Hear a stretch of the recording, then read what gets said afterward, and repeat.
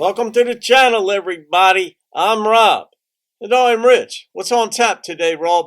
We've got lunacy, of course. What else would we have? But there's some sanity in it too, otherwise it wouldn't be a good video. Some girl, young girl, maybe a college student, somebody is all into defending abortion.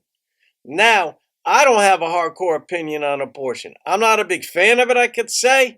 But whatever. I mean, I'm not God. I don't got to, do any of this stuff. I don't got to judge anybody like that. Right, so much of it's out there appears to be rubbish in the lines of argumentation, as we both know. But let's see what this discourse is. The producer said it was quite good, this exchange, so let's see. My poster reads, "Life begins when you understand living women matter more than potential babies."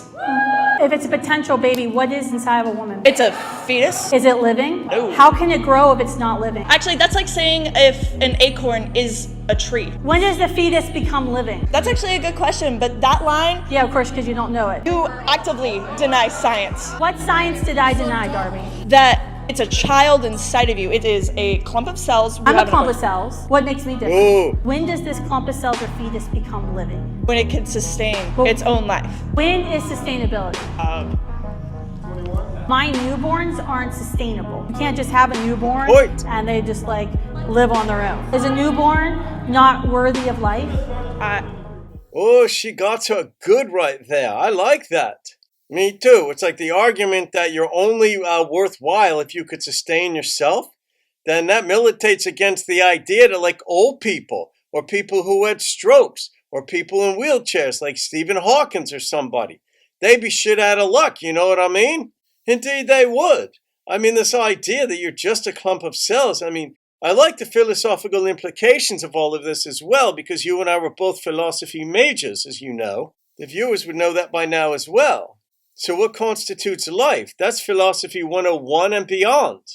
Yeah, and I love that stuff. That's what drew me in. So I like that this young lady is engaging in such a conversation. But when they're young, and, they got opinions. I get it. I had opinions too, and I've changed many of them since then. I like that she's got the guts to get up there and stand there and speak her mind. Many people change their minds throughout their lives. Who knows? But that lady who was speaking from the platform or wherever she was, asking the questions, she was well prepared. She really had good questions. I like what she said. Well, me too. I'm not a big fan of abortion. I understand it. I'm saying there got to be consequences to our action. It kind of keeps other activities in line.